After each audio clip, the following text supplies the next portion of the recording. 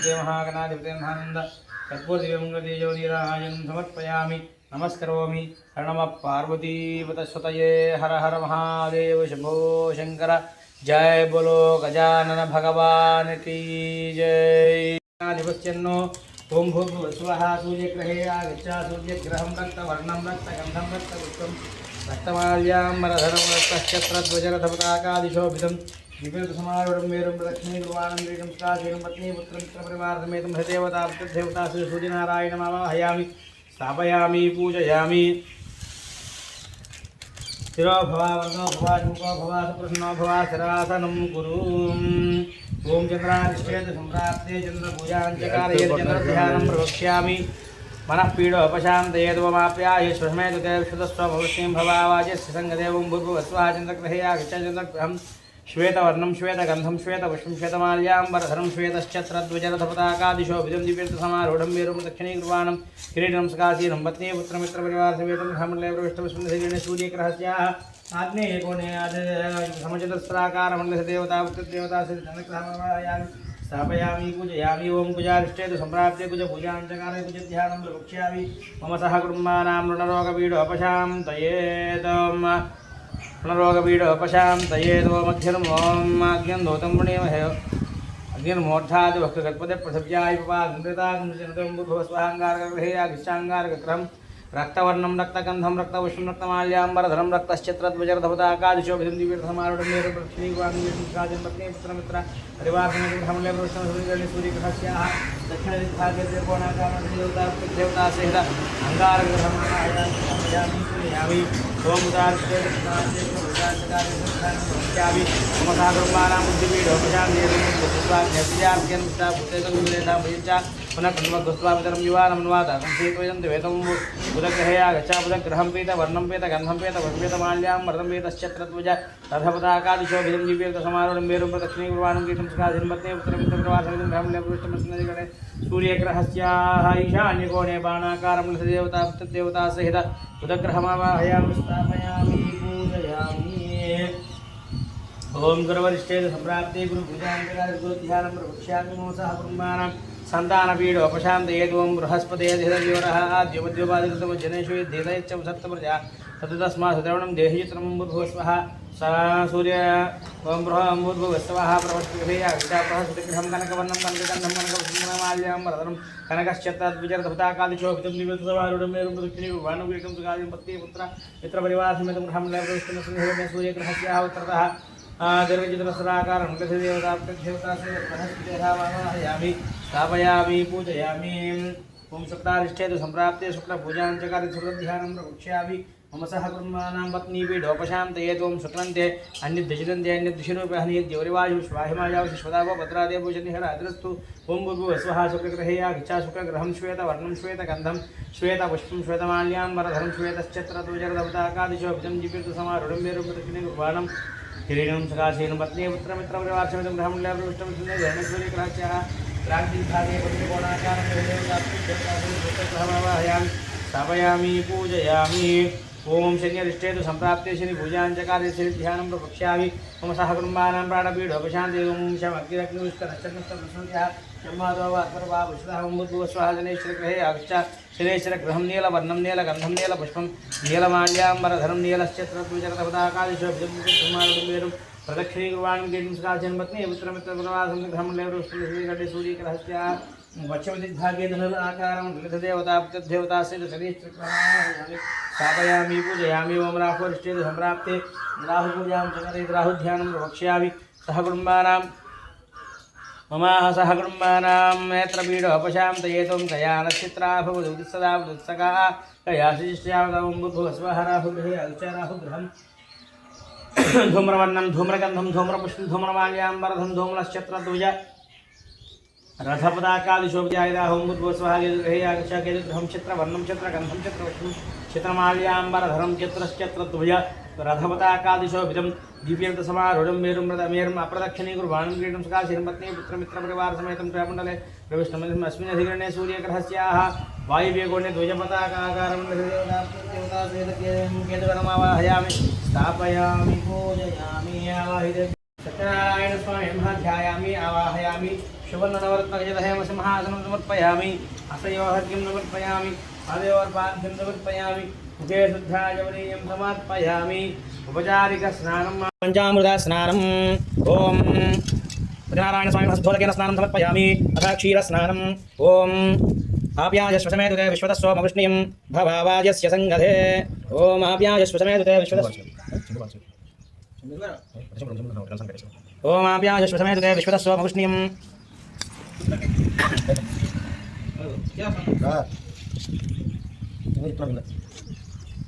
ओम आप्यायश्वसमेतुते विश्वतस्सोमवृष्णियं भवावाजस्य सङ्गधे ओम आप्यायश्वसमेतुते विश्वतस्सोमवृष्णियं भवावाजस्य सङ्गधे ओम आप्यायश्वसमेतुते विश्वतस्सोमवृष्णियं भवावाजस्य सङ्गधे ओम नदिक्रावण्णो कार्यं विष्णोरस्वस्य वाजिनः सुरभिनवमुखाकृतविनायोगं च दादिशतों श्री सत्यनारायण स्वामी नमः इति समर्पयामि स्नानं समर्पयामि स्नानं समर्पयामि शुक्रमति ज्योतिर्देवो देवो सवितोत्पन्न नक्षत्रेण पवित्रेण वशो सूर्यस्य रश्मिभिः सत्यनारायण स्वामी नमः इति आद्य स्नानं समर्पयामि ओम मधुवातार्तायते मधुक्षरन्ति सिन्धवः माध्वेन सन्तोषधि मधुकृतोषमधुत्पादवङ्गुजः मधुज्योगस्तनापितामधुमानवनस्पतिर्मधुमागमस्तसूर्यः माध्वीर्गावोगवन्दनः सत्यनारायण स्वामी नमः इति मधुस्नानं समर्पयामि स्वादुपवस्वदिव्याय जन्मने स्वाचन्द्राय सहवीकीतनाम्नेः स्वाधर्मत्राय वरुणाय भाजवे बृहस्पतये मधुमागन्धाभ्यः कर्करेण स्नानं समर्पयामि समर्पयामि नमस्करोमि ఏడుగొండలవాడ వెంకటరమణ గోవింద గోవింద పార్వతీపతయే హర హర మహాదేవ శంభో సప్తమాః ఏకదా నిమిషారణ్యే ఋషయः సౌనకాదయः పవిత్రాణం సర్వే సూతం పౌరాణికం ఖలు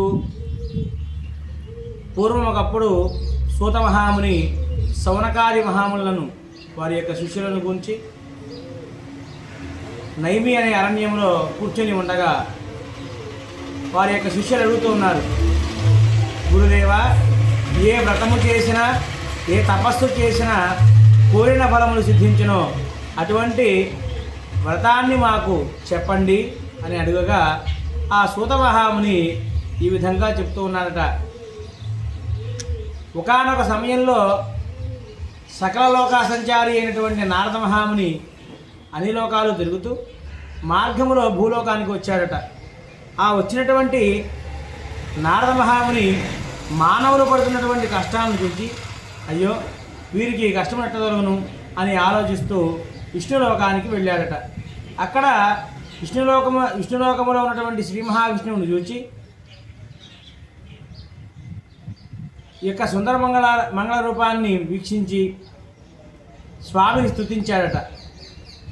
ఇదం విష్ణుర్విచక్రమే త్రేధా నిరదేవతం సమూఢమస్య పాకం సురే అని ఆ స్వామివారిని స్తుతించి నుంచున్నాడట నారద మహాముని.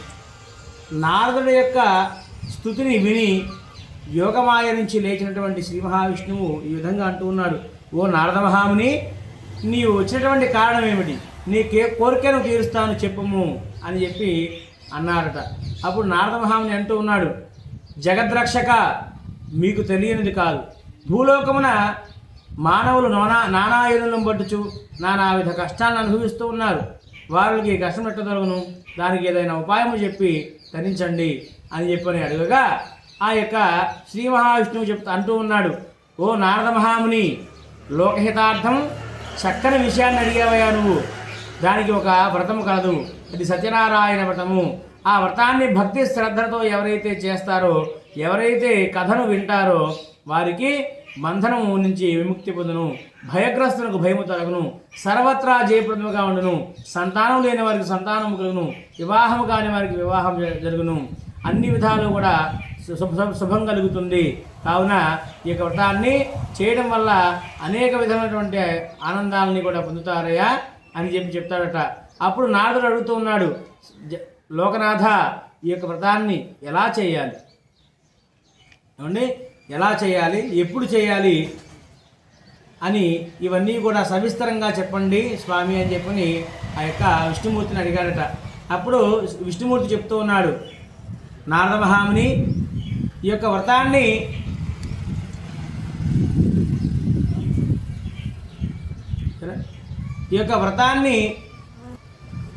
ఏదైనా వివాదం జరిగినప్పుడు కానీ లేక ఏదైనా శుభకార్యం తర్వాత కానీ ఈ యొక్క వ్రతాన్ని చేసుకున్నట్లయితే కష్టములు సంభవించినప్పుడు కానీ దరిద్రంతో బాధపడుతూ ఉన్నప్పుడు కానీ ఈ యొక్క వ్రతాన్ని చేసినట్లయితే అంతా కూడా శుభము జరుగుతుంది. అలాగే ఈ యొక్క వ్రతాన్ని కార్తీక మాసం నాడు కానీ మాఘమాసం నాడు కానీ లేదా రవి సంక్రమణ దినమును కానీ చేసినట్లయితే మంచి ఫలితాలు లభిస్తాయి. అలాగే ఈ వ్రతము చేయవారు ప్రాతకాల నిద్రలేవారట.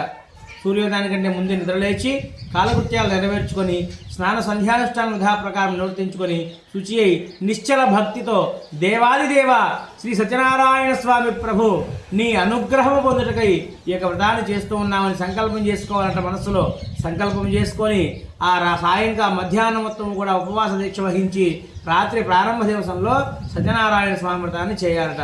మరి ఆ వ్రతాన్ని ఎలా చేయాలయా అంటే పూజా స్థలాన్ని చక్కగా గోమయంతో అలికి 5 రంగుల చూర్ణంతో ముగ్గులు పెట్టి దానిపై నూతన వస్త్రాన్ని పరిచి దానిపై సత్యనారాయణ స్వామిని ఉంచి ఆ బియ్యము పోసి ఆ కలశంలో సత్యనారాయణ స్వామిని ఆవాహన చేయాలట.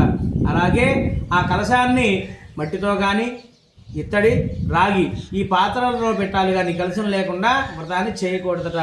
అలాగే స్వామివారికి ప్రతిమను ఒక కలశము బంగారము కానీ అర్ధ కలశము బంగారము కానీ తుదకు పావు కలశము బంగారంతోనైనా సరే చేయించి పంచామృతంతో అభిషేకము గావించి ఆ మండపంలో ఉంచాలట. అలాగే సత్యనారాయణ స్వామి వ్రతాన్ని చేసేవారు నవగ్రహాలను అధిదేవత ప్రత్యదేవతలతో సహితంగా ఆవాహన చేయాలట. అష్టదిక్పాలకులను ఆవాహన చేయాలట. పంచలోక పాలకుల్ని ఆవాహన చేసి ఆ మండపంలో ఉంచాలట. ఇవంతా చేసిన తరువాత కలశం మీద సత్యనారాయణ స్వామిని ఆవాహన చేసి షోడశోపచారాలతో పూజించి పంచామృతాలతో అభిషేకం గావించి బంధువులతోడను మిత్రులతోడను కూడా కలిసి కూర్చొని ఆ యొక్క స్వామి యొక్క ప్రసాదాన్ని స్వీకరించాలట. అలాగే ఈ యొక్క వ్రతాన్ని ప్రతి ఒక్కరూ కూడా ఏ వర్ణం వారైనను ఏ కులం వారైనను ఈ యొక్క వ్రతాన్ని నోచుకోవచ్చునట. కాబట్టి పౌరాణికముగా కానీ బ్రాహ్మణులతో కానీ యొక్క వ్రతాన్ని చేసుకోవచ్చుట. ఏదైనా ఒక శుభదినమున సాయంకాలము ఈ యొక్క వ్రతాన్ని చేయుట మంచిదని చెప్పని ఆ యొక్క సూత మహాముని శిష్యులందరికీ కూడా చెప్పారు. ఆ విష్ణుమూర్తి నారద మహాముని చెప్పారట. ది శ్రీ స్కాంద పురాణే రేవాఖండే సత్యనారాయణ స్వామి దేవత వ్రతకథాయాం ప్రథమోధ్యాయః కథా సమాప్తః.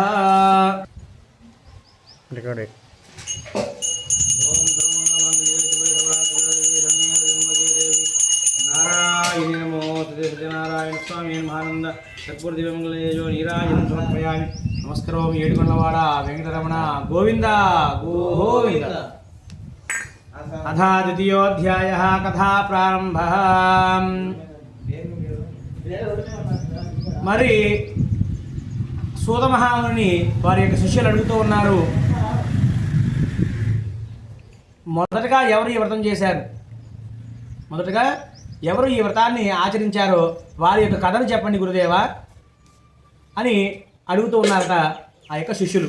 అప్పుడు సూత మహాముని ఎంతో చెప్తూ ఉన్నాడు, ఓ మునీంద్రులారా, పూర్వము కాశీనగరముల ఒక బ్రాహ్మణుడు ఉండేవాడు. ఆ బ్రాహ్మణుడు దరిద్రంతో బాధపడుచు ప్రతి ఇల్లు కూడా తిరుగుతూ భిక్షాటన చేస్తూ జీవిస్తూ ఉన్నాడట ఆ యొక్క బ్రాహ్మణుడు. మరి భగవానుడు బ్రాహ్మణ ప్రియుడు కావున, భగవానుడు బ్రాహ్మణ ప్రియుడే ఎందుకయ్యా అంటే ఈ యొక్క దైవాధీనం జగత్ సర్వం, ఈ జగత్తు మొత్తం కూడా దేవుడి యొక్క ఆధీనంలో ఉంటుంది. మంత్రాధీనంతో దైవతం. మరి ఆ దేవతలందరూ కూడా మంత్రముల యొక్క ఆధీనంలో ఉంటారు. తన మంత్రం బ్రాహ్మణాధీనం, బ్రాహ్మణో మమ దేవత. కాబట్టి ఆ మంత్రములు బ్రాహ్మణుడి యొక్క ఆధీనంలో ఉంటాయి. కాబట్టి ఆ యొక్క దేవానికి ఒక్క పావల బ్రాహ్మణుడు అంటే ఇష్టం అంట.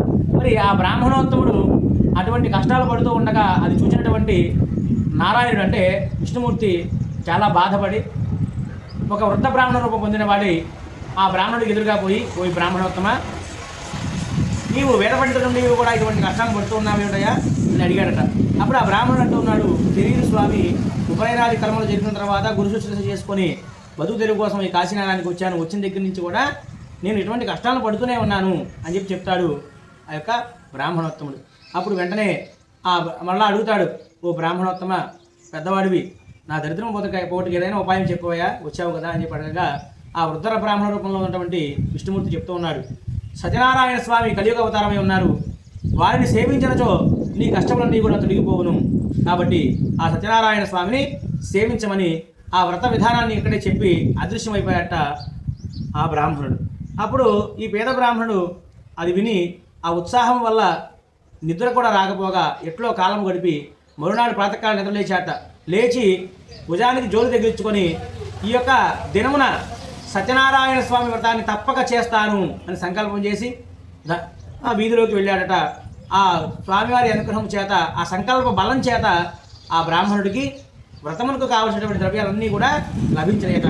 దానితో బంధువులను అందరినీ కూడా పిలుచుకొని వచ్చి యథాశక్తి సత్యనారాయణ స్వామిని భక్తితో కొలిచారట.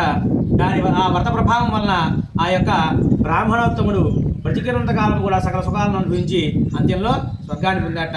కావున ఎవరైతే ఈ యొక్క సత్యనారాయణ స్వామి వ్రతాన్ని భక్తి శ్రద్ధలతో చేస్తారో, ఎవరైతే ఈ కథను వింటారో వారందరూ కూడా స్వామి అనుగ్రహానికి పాత్రులు కాగలరు అని చెప్పి చెప్తున్నారు. అలాగే ఆ మాట విన్నటువంటి శిష్యులు అడుగుతున్నారు మరలా గురుదేవుణ్ణి, వెంటనే అడుగుతున్నారు, ఓ సూతమహాముని, ఈ బ్రాహ్మణుని వలన విని ఎవరైనా ఈ వ్రతాన్ని చేశారా? ఆ బ్రాహ్మణుడు చేశాడు, కానీ తర్వాత ఇంకెవరైనా వ్రతం చేశారా? అది కూడా సవిస్తరంగా చెప్పండి గురుదేవా అని అడిగారట. అప్పుడు సూతుల వారు చెప్తున్నారు, సవిస్తరముగా మొత్తం అంతయో చెప్తాను, శ్రద్ధగా వినండి నాయన. మరి ఆ బ్రాహ్మణుడు ఒకనొక సమయంలో సత్యనారాయణ స్వామి వ్రతం చేస్తూ ఉండగా కట్టెనమ్ముకుని జీవించేవాడొకడు కట్టెల కావడిని భుజంపై పెట్టుకొని ఆ వీధిలోకి వచ్చాట. అక్కడ జరిగే పూజా కార్యక్రమం అంతా కూడా చూచి ప్రసాదం తీసుకున్న తర్వాత అడుగుతూ ఉన్నాడు, ఓ బ్రాహ్మణోత్తమ, నువ్వు చేసినటువంటి వ్రతం ఏమిటయా?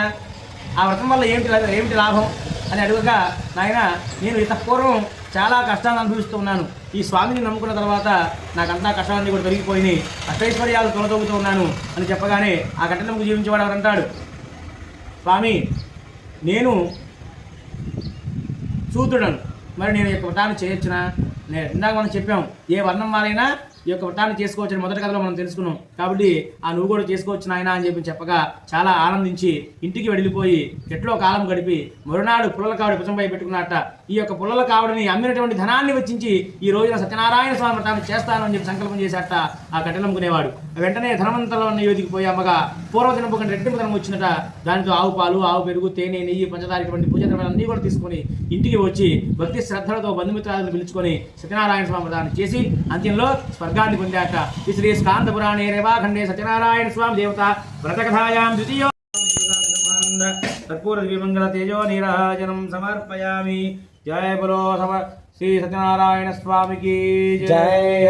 పార్వతీపతయే హర హర మహాదేవ శంభో శంకర హర. అథా తృతీయోధ్యాయః తృతీయోధ్యాయః కథా ప్రారంభః.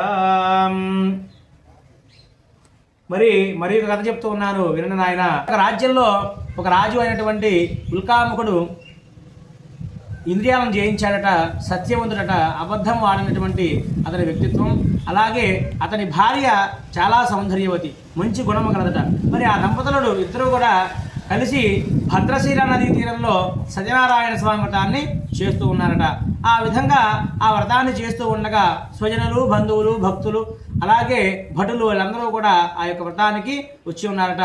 ఆ భద్రశీల నదీ తీరంలో అంగరంగ వైభవంగా సత్యనారాయణ స్వామి వ్రతాన్ని జరుగుతూ ఉండగా సాధువు అనే ఒక వైశ్యుడు అనంతమైనటువంటి ధనంతో ఒక పడవను నింపుకొని ఆ మార్గం ద్వారా వస్తూ ఉన్నారట.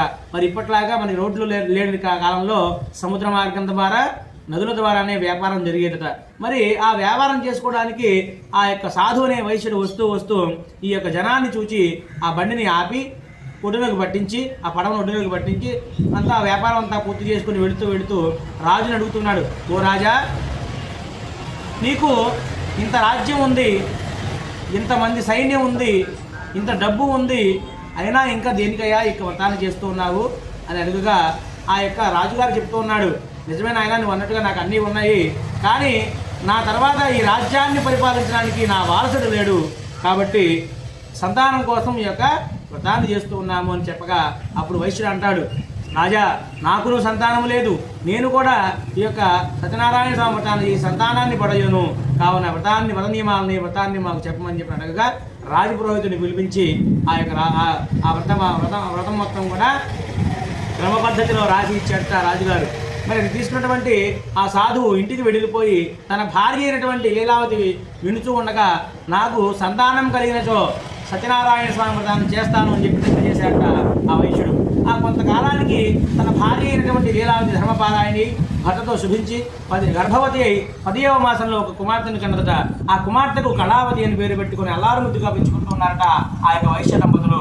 మరి శుక్లపక్షంలో వచ్చే చంద్రుడిలాగా నిరంతర ప్రవర్ధమానముగా అమ్మాయి పెరుగుతూ ఉండగా భార్య గుర్తు చేస్తుంది, నాథ మనకు సంతానం కలిగితే సత్యనారాయణ సంవర్తం చేస్తామని మొక్కుకున్నావు, కాబట్టి ఆ యొక్క వ్రతాన్ని చేయుడు అని గుర్తు చేయక బదులుగా సమాధానం చెప్తాడు, అమ్మాయి వివాహ కాలంలో వ్రతం చేద్దాము అని చెప్పి వ్యాపారానికి వెళ్ళిపోతాడు వైశ్యుడు. మరి కొంతకాలానికి యుక్త వయసు వచ్చిందట ఆ అమ్మాయికి. ఆ యుక్త వయసుడు రాగానే ఒక దూతను పిలిచి మా అమ్మాయికి తగిన వరుణ్ణి తీసుకురమ్మని చెప్పి ఆ దూతను ఆజ్ఞాపిస్తాడట. ఆ దూత కాంచన నగరానికి వెళ్ళి యోగుడైన ఒక వైశ్య కుమారుని తీసుకుని రాగా అతడు అన్ని విధములా కూడా తన కుమార్తెకు తగిన వాడెవరి చేత అంగరంగ వైభవంగా వివాహాన్ని చేశాడే కానీ ఆ తొందరలో సత్యనారాయణ స్వామి వ్రతాన్ని చేయడం మరిచిపోయాడట. మరిచిపోయి తన అల్లుడిని తీసుకొని వ్యాపార నిమిత్తమై రత్నసానుపురానికి వెళ్ళాడట. మరి స్వామి తన మీద కోపించిన వాడి శపించాడు, వీనికి దారుణమైన కఠిన దుఃఖములు కలుగుగా కాని శపించాడట సత్యనారాయణ స్వామి. మరి అల్లుడితో సహా రత్నసానుపురానికి వెళ్ళినటువంటి ఆ యొక్క వైశ్యుడు ఒక సత్రములో బస చేస్తూ ఉన్నారు. మరి అదే సమయంలో ఆ రాజ్యానికి రాజైనటువంటి చంద్రకేత మహారాజు గారి ధనాగారం నుంచి ఇద్దరు దొంగలు కొంత ధనాన్ని అపహరించి పారిపోతూ ఉండగా భటులు వారిని చూసి వెంబడించారట. ఎంత పరిగెత్తినా కూడా భటులు విడవకపోవడంతో ఇవాళ ఈ ధనాన్ని మనం తీసుకువెళ్ళలేమని చెప్పని నిశ్చయించుకొని ఆ దొంగలిద్దరూ కూడా ఆ ధనం సంచులను ఈ వైశ్యుల దగ్గర వదిలిపెట్టి పారిపోయారట. మరి ఆ భటులు ఆ ధనం సంచులను చూచి వీరే ఆ దొంగలను నిశ్చయించుకొని రాజుగారికి పోయి రాజుతో అంటూ ఉన్నారు, ఓ రాజా, దొంగలను ధనం సంచులతో సహితంగా దొంగలను కూడా పట్టుకొచ్చాము, విచారించి తగిన శిక్ష విధించండి అని అడిగారట. అప్పుడు స్వామి శాప కారణం వల్ల రాజుగారు కూడా ఎలాంటి విచారణ లేకుండా వీనికి దారుణమైన దుఃఖాలను కలగవేయండి, కారాగృహంలో ఉంచండి అని చెప్పి ఆజ్ఞాపించాడట. వెంటనే ఆ రాజుగారు చెప్పినటువంటి మాటలు విన్నటువంటి భటులు తీసుకువెళ్ళి కారాగృహంలో బంధించారంట. మరి ఇంకా వ్యాపారం కోసం తెచ్చినటువంటి ధనం కూడా వారి పడవలో ఉన్న ధనం కూడా ఆధీనం చేసుకున్నారట చంద్రకేత మహారాజు గారు. ఇంకను వారి ఈ మగవారు ఎవరూ లేని కారణం చేత సొంత ఊర్లో ఉన్నటువంటి లీలావతి కళావతి దగ్గర ఉన్న అద్రాడవాళ్ళే ఉండడం చూసి వారి యొక్క గృహంలో దొంగలు పడి ధనాన్ని అపహరించుకొని ఉన్న ధనం కూడా లూటీ చేసుకుని వెళ్ళిపోయారట. దానితో ఆ యొక్క లీలావతి కళావతి కూడా చాలా బాధపడుతూ ఉన్నారట. అలాగే ఏమి తినడానికి తిండి లేక ఒక సమయంలో ఒక బ్రాహ్మణి గృహంలో వ్రతం జరుగుతూ ఉంటే అక్కడే కళావతి వెళ్ళి తీర్థప్రసాదాలు స్వీకరించి ఇంటికి ఆలస్యంగా చేరుతుందట. చేరినటువంటి కుమార్తెను చూచి ఈ విధంగా అడుగుతుంది, అమ్మాయి ఇంత రాత్రి వరకు ఎక్కడ ఉన్నావు అని అడుగుగా ఆ కళావతి చెప్తుంది, అమ్మ ఒక బ్రాహ్మణి గృహంలో సత్యనారాయణ సంవత్సరం జరుగుతూ ఉంటే అక్కడే ఉండి మీకు కూడా ప్రసాదం తీసుకొచ్చాను తల్లి అని చెప్పగానే ఆవిడ గుర్తు చేసుకుంటుంది, అమ్మ నువ్వు పుట్టకముందు మీ నాన్నగారు ప్రతిజ్ఞ చేశారు, నాకు కనుక సంతానం కలిగితే సత్యనారాయణ సంవర్తం చేస్తానని సంకల్పం చేశారు, ఇంతవరకు అది తీర్చుకోలేదు, దీనివల్ల మనకేమో ఇటువంటి కష్టాలు వస్తున్నాయేమో, కాబట్టి రేపు మన బంధుమిత్రుల సహాయ సహకారాలను తీసుకొని వ్రతాన్ని ఖచ్చితంగా చేద్దాము అని చెప్పి ఆ మనోవిచారం ఎక్కువైనటువంటి ఆ లీలావతి అంటుందన్నమాట. అప్పుడు వెంటనే తెల్లవారే సంకల్పించినట్టుగానే సత్యనారాయణ స్వామి వ్రతాలు చేసి సత్యనారాయణ స్వామి అని కోరుకుంటుంది. నా భర్తయు అల్లుడును సుఖముగా ఇల్లు చేరినట్టుగా వరమీయి తండ్రి అని అడుగుతుందట. వెంటనే ఆ యొక్క సత్యనారాయణ స్వామి చంద్రకేత మహారాజు గారి స్వప్నంలో సాక్షాత్కరిస్తాడట. సాక్షాత్కరించి నీ యొక్క రాజ్యంలో నీ యొక్క కారాగృహంలో ఇద్దరు వైశ్యులు అన్యాయంగా బంధింపబడి ఉన్నారు, వారిని ప్రాతకాలని విడిచిపెట్టుము అని చెప్పి ఆజ్ఞాపించాడట. అప్పుడు సభ చేసి మంత్రిని పురోహితులను పిలిపించి సభలో ఉన్న వాళ్ళందరికీ కూడా ఈ కళను చెప్పి ఆ వైశ్యులిద్దరిని తీసుకురామని చెప్పి భటులను ఆజ్ఞాపించాడట.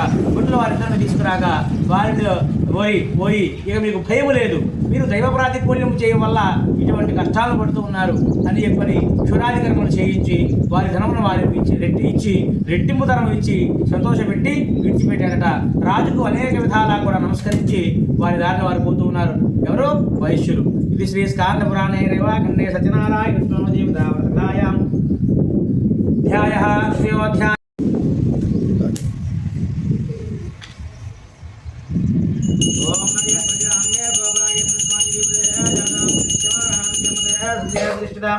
సత్యనారాయణ స్వామి మానందర్పయామి. శ్రీమద్ రమారమణ గోవింద గోవింద. అథ చతుర్థోऽధ్యాయः. కథా ప్రారంభः. మరి ఆ రాజుకు అనేక విధములా నమస్కరించి ఆ వైశ్యులిద్దరూ కూడా వారి సొంత ఇంటికి వెళ్ళడానికి బయలుదేరుతూ మరి మార్గమధ్యంలో వచ్చినటువంటి దేవాలయాల దగ్గర ఉన్నటువంటి బ్రాహ్మణులకు సాధువులకు దానధర్మాలు చేసుకుంటూ వెళుతూ ఉన్నారట. మరి ఆ సత్యనారాయణ స్వామికి వీరి మీద అనుమానం వచ్చిందట. ఎందుకని?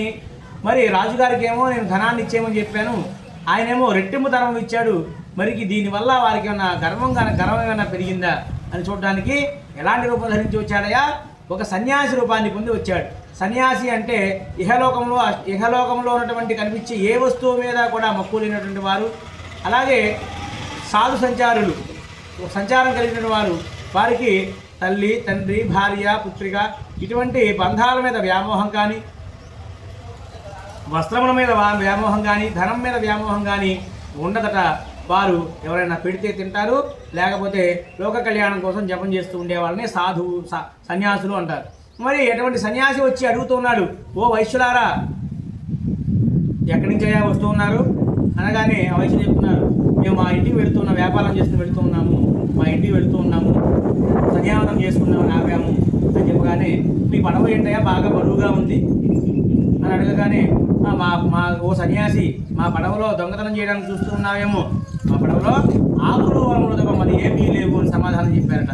చెప్పగానే ఆ సన్యాసి అట్లీ ఏగుగాక అని చెప్పని కొంత దూరం వెళ్ళి ఒక చెట్టు కింద కూర్చొని జపం చేసుకుంటూ ఉన్నారట. మరి ఇద్దరు కూడా వెళ్ళారు. స్నానాలన్నీ కూడా సంధ్యావందనాలన్నీ కూడా పూర్తి చేసుకొని ఆ పడవ దగ్గరికి వచ్చి చూడగా నిజంగానే ఆ పడవ పైకి తేలియాడుతూ ఉందట. అది చూసినటువంటి వైశ్యుడు కళ్ళు తిరిగి కింద పడిపోయాడట. ఆ అల్లుడు వెంటనే మామగారిని లేపగానే ఇద్దరు కూడా వినిపిస్తూ ఉన్నారట. అప్పుడు అల్లుడు మామను చూసి అంటూ ఉన్నాడు, ఏడ్చుట వలన ప్రయోజనం లేదు, సన్యాసి శపించాడు కాబట్టి ఈ విధంగా జరిగింది, ఇక ఏమి చేసినా నువ్వు ఆ సన్యాసి ఏం చేయవలేను అని చెప్పని వెళ్ళి ఆ సన్యాసి సాష్టాంగ నమస్కారం చేశాడు ఆ స్వామి గారి దగ్గర.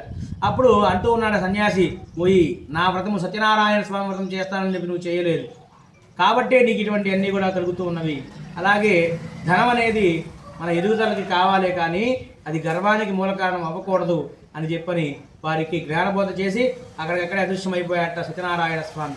మరి వెంటనే వారి ఇరువురు కూడా ఇక తమ నగరానికి వెళుతూ ఆ స్వామివారిని తలుచుకుంటున్నారు. ఓ జగద్రక్షక, జగన్నాటక సూత్రధారి, నీ మాయలో బ్రహ్మాది దేవతలు కూడా నిన్ను గ్రహింపజాలు. నువ్వు వేరే అవతారంలో ఉంటే బ్రహ్మాది దేవతలు కూడా నిన్ను గ్రహింపజాలు. నేను ఎంత వాడిను, నాపై కరుణ వహించి నా ధర్మం నాకు లభించినట్లుగా వరమివ్వు తండ్రి అని చెప్పి అడిగారట. స్వామివారు అనుగ్రహించి అదృశ్యమైపోయారట. మరి వెంటనే వారి యొక్క నగరానికి వెళుతూ అలా పయనమయ్యిన తర్వాత కొంతకాలం ప్రయాణానికి తర్వాత వారి యొక్క రత్నపురం వచ్చింది. పడవను ఒడ్డునకు పట్టించి మా రాక మా భార్యకు పుత్రికకు తెలిపిరమ్మని చెప్పని ఒక దూతను పంపించాడట. ఆ దూత వెళ్ళే సమయానికి ఆ ఆడవాళ్ళిద్దరూ కూడా సత్యనారాయణ స్వామి చేస్తూ ఉన్నారట. అప్పుడు ఆ దూత వెళ్ళి చెప్పాడు, అమ్మా నీ భర్త అల్లుడు వచ్చి ఉన్నారు, మిమ్మల్ని పడవ దగ్గర రమ్మంటున్నారని చెప్పగానే ఆ లీలావతి ఏం చేస్తుంది, ఆ కుమార్తెను కంగారు పెట్టి తను పడవ దగ్గరికి వెళ్ళిపోతుందట. తొందరగా పూజ చేశారమ్మా అని చెప్పగానే మరి ఆ కళావతి పూజ పూర్తిగానే చేస్తుంది కానీ ప్రసాదం పుచ్చుకోవడం మర్చిపోతుందట. దానివల్ల సత్యనారాయణ స్వామి కోపించిన వాడి ఆ పడవలో ఉన్నటువంటి ఆ రేవులో ఉన్నటువంటి పడవను అక్కడికక్కడే ఉంచివేశాడట. తీరంలో ఉన్న వాళ్ళందరూ కూడా అది చూసి ఆశ్చర్యపోయారట. ఆ పడవలో ఆ అల్లుడితో సహితముగా ఉంచివేశారట సత్యనారాయణ స్వామి. మరి అంత కుమార్తెను కౌలించుకొని విలపిస్తూ ఉన్నది తల్లి. అల్లుడా చూస్తూ ఉండగానే మునిగిపోతావు కదా అని చెప్పి బాధపడుతూ ఉండగా ఆ సాధువు సాష్టాంగ నమస్కారం చేసి, సత్యనారాయణ స్వామి ప్రభు, మేము తెలియక కానీ చేసినటువంటి ఎన్నో తప్పులను క్షమించు తండ్రి, మా అజ్ఞానాన్ని క్షమించు తండ్రి, సత్యనారాయణ స్వామి ప్రభు, నా అల్లుడిని మరలా నాకు లభించినట్టుగా వరం ఇవ్వండి, నా కూతురికి అన్యాయం చేయకండి అని చెప్పని అనేక విధాల ప్రాధేయపడగా ఆకాశవాణి ద్వారా మాటలు వినుకుంటాయట. నీ కుమార్తె పూజ పూర్తిగానే చేసింది కానీ ప్రసాదం పుచ్చుకోవడం మర్చిపోయినది, నీ వెళ్ళి ప్రసాదం తీసుకున్నట్లయితే అక్కడికి వెళ్ళి అంతయో శుభము కలుగును అని చెప్పగానే వెంటనే ఆ అమ్మాయి పరుగున ప్రసాదం తీసుకుని వచ్చుతుందట. వచ్చి రాగానే మరలా యథాతథంగా ఆ పడవ మళ్ళీ పైకి తేలి ఆ యొక్క అల్లుడు ప్రాణాన్ని పోసుకుంటాడట. ఇక సుఖముగా ఆ కుటుంబం మొత్తం కూడా నదీ తీరంలోని సత్యనారాయణ స్వామి వ్రతాన్ని చేసి సుఖముగా ఇంటికి వెళ్ళి బ్రతికినంత కాలము కూడా ప్రతి మాసంలో రవిశంకరం దినమున ఆ వ్రతాన్ని చేసి అష్టైశ్వర్య భోగభాగ్యాన్ని అనుభవించే అంత్యంలో స్వర్గాన్ని పొందేట. మరి ఈ కథలో మనం తెలుసుకోవాల్సిన నీతి ఏంటయ్యా అంటే, ప్రసాదం పుచ్చుకోకపోతే మరి భగవంతుడు అంత శిక్షిస్తాడా అని మనందరికీ కూడా అనుమానం రావచ్చు. కానీ ఆ యొక్క సారాంశం ఏంటయ్యా అంటే, ఎవరైతే మొక్కుకుంటారో, ఎవరైతే ఆ దేవుడు ఏదైనా సరే దైవ కార్యక్రమాన్ని చేస్తామని చెప్పి మనం మొక్కుకుంటామో దాన్ని వెంటనే నెరవేర్చేయాలి. దాన్ని మనం పక్కకు పెట్టకూడదు. దానివల్ల ప్రతికూలమైనటువంటి పరిస్థితులు ఎన్నో మనకు ఎదురుపడి మనకు చాలా ఇబ్బంది పెడుతూ ఉంటాయి. కాబట్టి దైవ కార్యక్రమాన్ని మనం అశ్రద్ధ చేయకూడదు అని మనం తెలుసుకోవాలి. ఇది శ్రీ స్కాంద పురాణే రేవాఖండే సత్యనారాయణ స్వామి దేవతావృతాయాం చతుర్థోధ్యాయ కథ సమాప్త.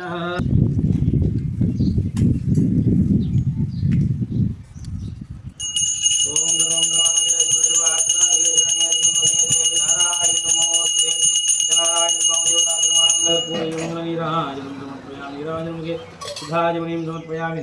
ఏడుకొండలవాడ వెంకటరమణ గోవింద గోవింద. అథ పంచమోధ్యాయ కథ ప్రారంభ. తుంగధ్వజో రాజా ప్రజాపాలనతత్పరః. మరి ఒకనొక రాజ్యంలో తుంగధ్వజుడు అనే రాజుగారు ప్రజలను కనతండ్ర వల్ల చూస్తూ రాజ్యపాలన చేస్తూ ఉన్నాడట. మరి ఆ రాజుగారు ఆ విధంగా రాజ్య పరిపాలన చేస్తూ ఉండగా ప్రజలను పట్టి పీడించే క్రూర మృగాలను సంహరించడానికి వేటకు వెళ్ళి అలిచిపోయి తన గుడారం మీదుగా వస్తూ ఉండగా అక్కడ కొంతమంది గొల్లలు సత్యనారాయణ స్వామి వ్రతాన్ని చేస్తూ ఉన్నారట. అది చూసినా కూడా రాజుగారు అక్కడ ఉన్న స్వామికి కూడా నమస్కారం చేయకుండా వెళ్ళిపోయి సేద తీరుతున్నాడట.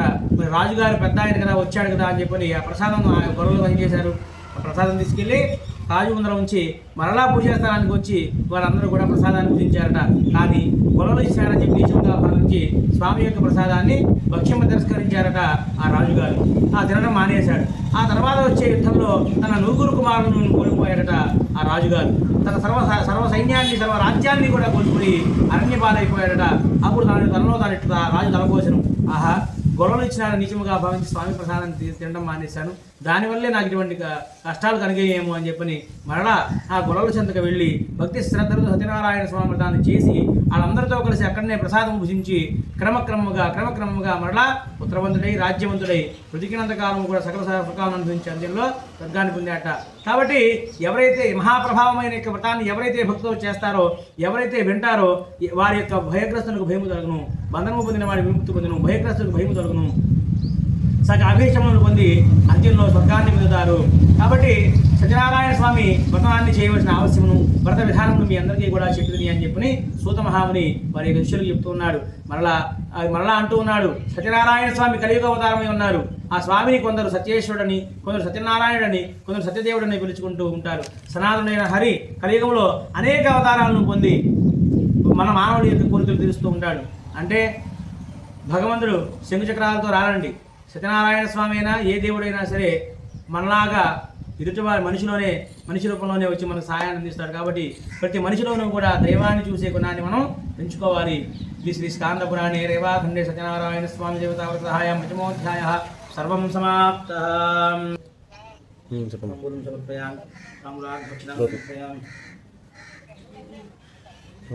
అధ నీరాజనమవధార్య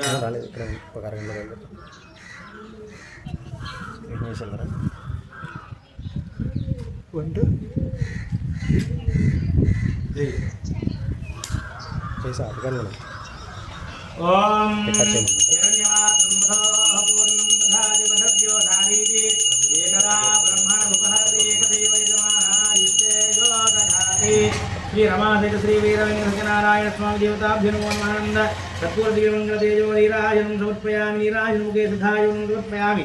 నమస్కరోమి. ఏడుకొండలవాడ వెంకటరమణ గోవింద గోవింద. ఆపదముక్తలవాడ అనాథ రక్షక గోవింద గోవింద. శ్రీ రమారమణ గోవింద గోవింద. నమ పార్వతీపతయే. హర హర మహాదేవ శంభో శంకర హర.